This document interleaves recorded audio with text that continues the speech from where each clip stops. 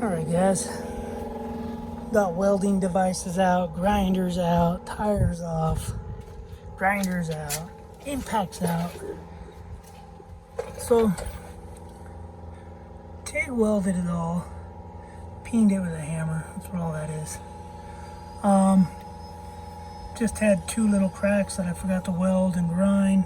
This one, there was a crack that went this way, and then it went up, and then it went this way. So I TIG welded all that.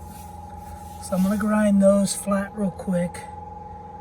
And what I'm going to do is made a template. As you can see, got the plasma cutter out. Made this template.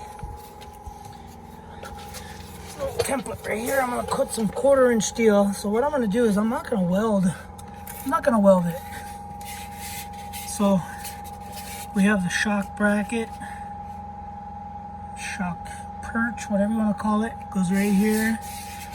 We have the cross member, goes right there. So we got 4 bolts and then these 2 bolts. And what I'm going to do is cut a piece out, just I don't know if I'm gonna do 1/4" or 1/8". I did leave 1/4" down here to clear. So what I'm gonna do is weld 1/4" or 1/8" on the bottom here, and I'm just gonna leave it as it is.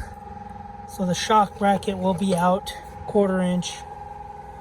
That right there, bump stop / shock bracket. So it will be sticking out 1/4" more, which is okay because if you look at the shock when it was standing straight up, it actually wasn't. It was kicked over a little bit, so it'll actually bring it out. So I got the air compressor on, got this all switched over to plasma cutting, and I'm just gonna plasma cut this out, take the grinder, clean it up, and then drill some holes.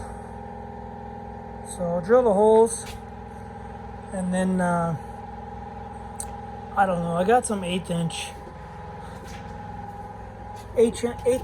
by 2", I believe this is, flat. I don't know if I'm going to use that. That seems like it's a little too thin. So I might cut a sliver of 1/4", and then I'll bend it and weld it. So it's going to be a 2-day deal. I was having a hard time with TIG welding also because of the wind and everything was in this crack. I cleaned it with acetone, sprayed these cracks out as best I could with the acetone and stuff, brake clean, and there was just so much oil inside those cracks that it was just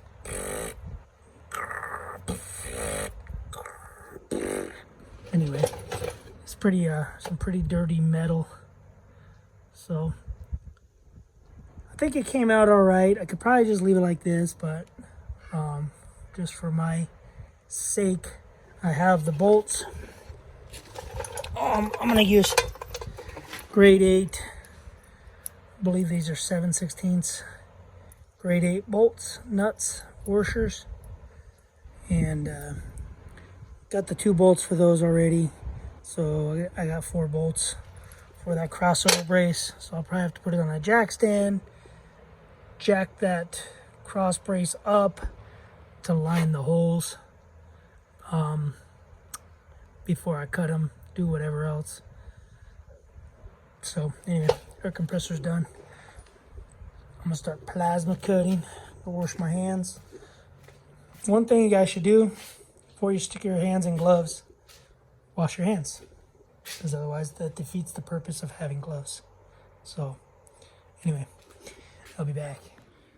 Okay, plasma cutter. Made a mess. Apparently if you have cardboard under the steel, your torching through, it catches on fire. Who would have thought? Anyway, so I got it all ground down. It's hard to see with the sun. I think we're good. So I got all the rivets popped out. One, this one was already out. Two, and then this one's ground down. It's kind of holding the cross member in place. So what I'm gonna do is I'm gonna paint this real quick. I just sprayed it with a bunch of acetone. I'm gonna paint it, paint this, acetone this, paint this, the back side of it, and then I'm gonna leave that one in there, and then bolt it all up. Those two bolts with the shock, 1, 2, 3, with that. Then punch that one through. This way, this cross member doesn't drop. I do have a jack under it. So anyway, I'm gonna spray paint it real quick before it loses tension and does whatever it does. So I do have all the holes drilled. I believe all the holes will line up. So I think I'm just gonna use the plate. I'm not gonna weld anything on the bottom because I don't think I'll get any structural support other than, you know, side to side movement, flexing. So I don't know. We'll see how it does. If I have to, I can always remove it and then weld a piece later. But I think we'll be good with just 1/4 inch plate, keeping it from flexing this way, which is my main goal is to keep it from flexing this way. So anyway, let me paint it all up, and then we got a big old mess to clean up too. So I'll be back.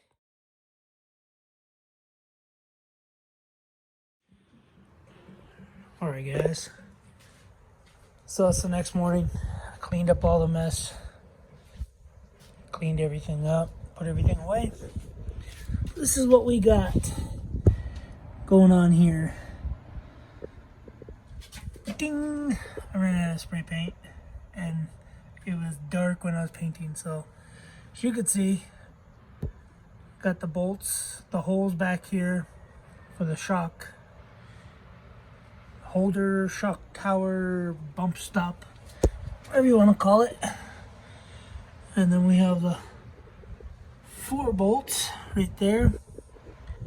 Anyway, it took a long time. Sorry it's windy, but it took a long time to do it because I couldn't get the stupid shaft out. So I ended up having to disconnect it up here, and it still wouldn't come out because I was hitting hoses or the hydraulic lines.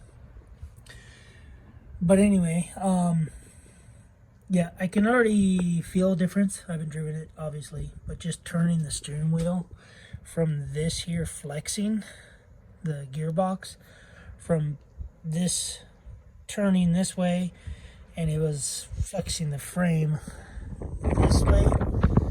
Anyway, so that's what we got. Not sure, I'm pretty sure I showed you. Anyway, I ground it all down. Ground the welds, the TIG welds all down. Made this little template right here. And then I basically stuck it in the vise. That's what that thing is from. And yeah, stuck it in the vise. Drilled all the holes. And surprisingly, it lined up really well. I think one of these holes was off just a tiny bit to where I basically had to put this bolt in. I put that bolt in, this bolt in. Everything was good. I think it was that bolt there. Kind of had to hit it with the impact to get it to basically thread in. And those are full thread bolts for the shock dealy bob. These I put in I think it was a 3/8 inch shank, grade 8 bolts. So the shank, so it doesn't, vibrate, and they fit in there really snug. That bolt I put in last. I did have to run that in with an impact. The first bolt I put in there with an impact. Let me see if I can't find it. Yeah, you could see threads got chewed up. So that's the shank I'm talking about. So got the bolt in there and could not get the nut on, obviously. I did it by hand. I was using a wrench because I couldn't get the steering shaft off. And then once I got the steering shaft off, I just took the big impact, and just and it kind of made the hole easier for the new bolt to go into. So now we have all the bolts, everything's good. Yeah, so I think that's pretty much it for the truck. Other than painting, I got a little hose down here. It's hanging, a little breather hose for the rear diff. So, sun's out, everything's good, except for it's windy. Already had like 6 pine cones fall. But anyway, I was gonna wash the Audi. Can't wash the Audi because it's too windy and it's cold. I washed the jack off, and just doing that, my hands are frozen. So anyway, but yeah, the wheels torqued, everything's ready to go. I do need to order some bushings for the rear leaf springs. I'll just order a set. This way, if these nylon things that I made blow out, then I'll have some bushings. But hopefully those nylon things work pretty good. But anyway, alright guys, that's gonna be it for this video. I'm gonna go back in the house because I'm wearing Crocs and shorts. Anyway, I think it turned out pretty good. This is where it was all broken, so I think we'll be good, because it's cracked here to basically in this little loop. So I think we'll be good. Anyway, alright guys, I'm gonna go in the house, relax for a little bit. I mean, it's only barely 8 o'clock in the morning right now, so clean some tools. I'll probably go in the house, get some warmer clothes on, because the temperature is dropping. It's probably like, I don't know, 36 degrees, something like that out here. So, alright, see you in the next video. Thanks for watching. Subscribe, comment, do what you guys do. I'm getting some subscribers. Thank you for the subscribers. Doesn't really tell me anymore who's subscribing, so can't really do any shout outs to, thank, but all you guys that are subscribing recently, thank you. Appreciate it. See you in the next video. Thanks for watching. Later.